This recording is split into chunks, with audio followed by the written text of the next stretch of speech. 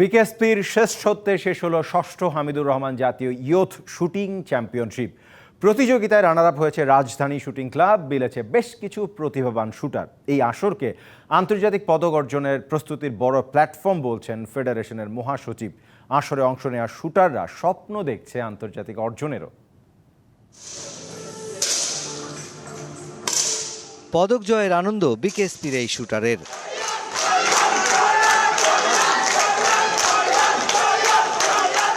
তিন দিনব্যাপী ষষ্ঠ হামিদুর রহমান জাতীয় ইয়ুথ শুটিং চ্যাম্পিয়নশিপের এই আসরে 10টি ইভেন্টে হয়েছে প্রতিযোগিতা।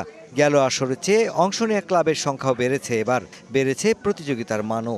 হামিদুর রহমান ইয়ুথ চ্যাম্পিয়নশিপ থেকে 10 বছরে একটা মেয়ে উঠে এসেছে, যে গোল্ড মেডেল পেয়েছে।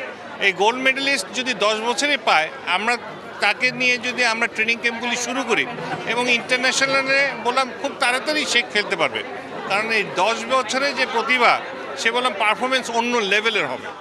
সারা দেশের 26টি ক্লাব থেকে 131 জন শুটার অংশ নেয় এ আসরে। অনূর্ধ্ব 16 ও অনূর্ধ্ব 18 বিভাগে হয়েছে রাইফেল ও পিস্তলের প্রতিযোগিতা। 6টি ইভেন্টে স্বর্ণ জিতেছে বিকেএসপি শুটাররা। রাজধানী শুটিং ক্লাব জিতেছে 2টি স্বর্ণ, বাকি 2টি স্বর্ণ জিতেছে পিরোজপুর রাইফেল ক্লাব ও মেট্রোপলিটন শুটিং ক্লাব। ক্যাম্পে ডাকবে, ন্যাশনাল টিমে ডাকলে দেন একটা রেজাল্ট করে ইন্টারন্যাশনাল খেলার সুযোগ পাবে। অবশ্যই ভবিষ্যতে এটা নিয়ে আরও ভাবনা আছে, এটাতেই থেমে থাকবো না, এর আগেও যাব। আমার স্বপ্ন ইন্টারন্যাশনাল পর্যন্ত যাওয়া। আমি আশা করছি আমি অলিম্পিক থেকেও আমার দেশকে রিপ্রেজেন্ট করে অলিম্পিক থেকেও গোল্ড মেডেল আনতে পারবো। বাংলাদেশ শুটিং স্পোর্ট ফেডারেশনের ব্যবস্থাপনায় এবং হামিদ পরিবারের পৃষ্ঠপোষকতায় ষষ্ঠবারের মতো অনুষ্ঠিত হলো এই আসর। Mushfiqur Rahman, DBC news, Dhaka.